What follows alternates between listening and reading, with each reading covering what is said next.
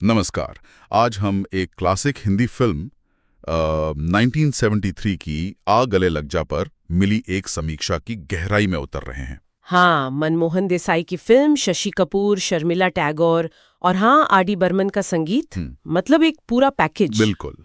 ये समीक्षा जो है वो सिर्फ कहानी नहीं बताती, बल्कि उस दौर के सिनेमा पर इस फिल्म की जो खासियत है उस पर रोशनी डालती है। सही कहा। ये सिर्फ एक फिल्म नहीं है, बल्कि 70s के बॉलीवुड का एक अक्स है। समीक्षा में भी यही बात है कि कैसे इसमें romance, family drama, social issues और वो किस्मत का खेल सब कुछ है। तो चलिए देखते हैं इस समीक्षा के जो मुख्य पॉइंट्स हैं वो क्या है।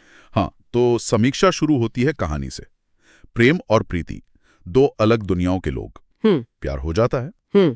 पर समीक्षा सिर्फ यही तक नहीं रुकती है ना? नहीं, बिल्कुल नहीं। मतलब वो सिर्फ लव स्टोरी नहीं मानती। हाँ।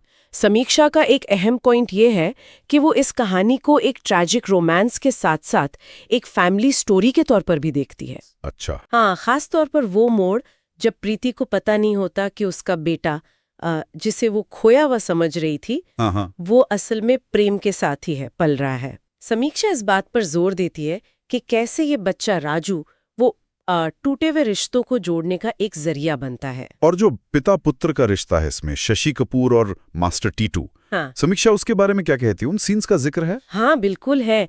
समीक्षा उन सीन्स की जो इमोशनल डेप्थ है उसकी तारीफ करती है।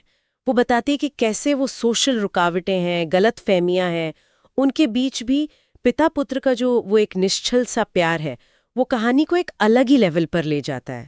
मतलब ये सिर्फ हीरो हीरोइन का रोमांस नहीं रह जाता, ये रिश्तों की जो कॉम्प्लेक्सिटी है उसका चित्रण है। समीक्षा यही पॉइंट उठाती है। सही है। अच्छा, अब आते हैं डायरेक्शन और एक्टिंग पर। हाँ। मनमोहन देसाई का स्टाइल। हाँ। समीक्षा उनके बारे में क्या कहती है? वो जो उनका एंटरटेनमेंट और इमोशन का बैलेंस होता था। हाँ, समीक्षा इसी बात को हाईलाइट करती है कि देसाई ने कैसे मेलोड्रामा और जो भावनाएं हैं उनको संभाला है।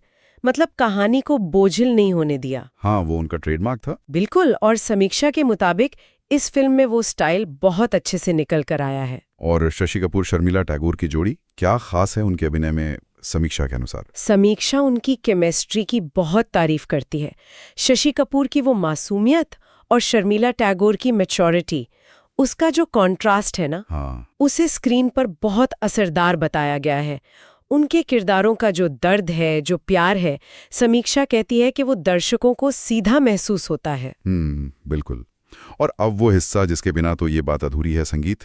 आर.डी. बर्मन और साहिल लुधियानवी।